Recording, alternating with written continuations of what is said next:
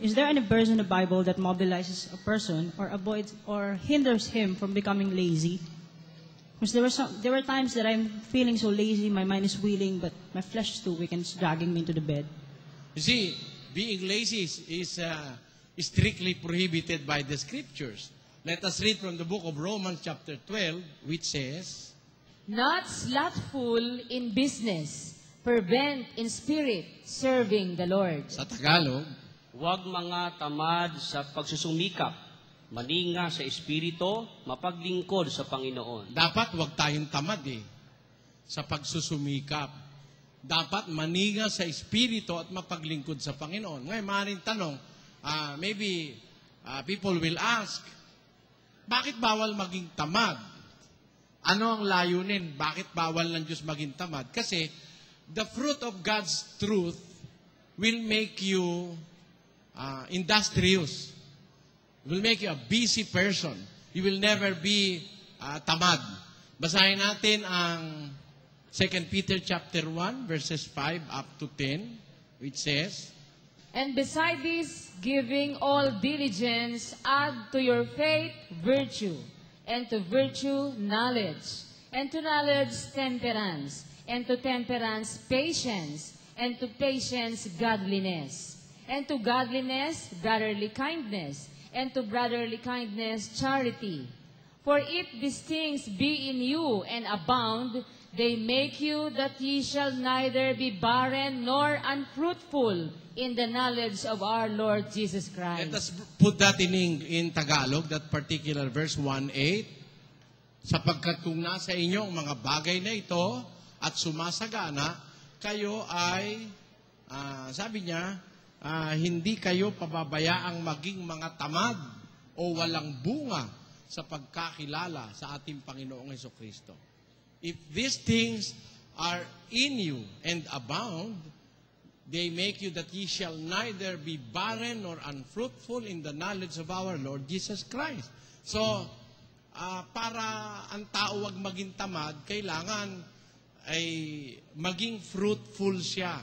Paano siya magiging fruitful? Kung lahat ng bagay na ito, ilalagay mo sa puso mo. Idadagdag mo sa iyong pananampalataya ang At dahil din dito, sa pagkaragdag sa ganang inyo ng buong sikap, ay idagdag ninyo sa inyong pananampalataya ang kagalingan. At sa kagalingan ay ang kaalaman. At sa kaalaman ay ang pagpipigil. At sa pagpipigil ay ang pagtitiis. At sa pagtitiis ay ang kabanalan. At sa kabanalan ay ang mabuting kalooban sa kapatid. At sa mabuting kalooban sa kapatid ay ang pag-ibig. Sapagkat kung nasa inyo ang mga bagay na ito at sumasagana, ay hindi kayo pababayaang maging mga tamad. Ayun, hindi ka pwedeng maging tamad pagka nasa iyo lahat itong pinaparagdag na ito Idagdag nyo sa inyong pananampalatayang kagalingan, sa kagalingan ay ang kaalaman, sa kaalaman, idagdag nyo ang pagpipigil, sa pagpipigil ang pagtitiis, idagdag nyo sa pagtitiis ang kabanalan, sa kabanalan ang mabuting kalooban sa kapatid, ang mabuting kalooban sa kapatid, idagdag mo naman pag-ibig. Pag meron ka nito, hindi ka magiging tamad. Masama yung tamad, kapatid. Being lazy is prohibited by the Scriptures.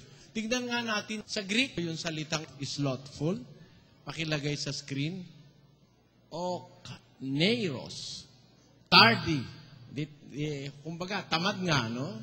That is indolent, figuratively irksome, grievous, slothful. Bawal talaga ng Diyos yung tamad. Kaya kung Biblia pag-uusapan, ang tao dapat busy. Natatandaan ko merong isang kawikaang English, an idle mind is the workshop of the devil.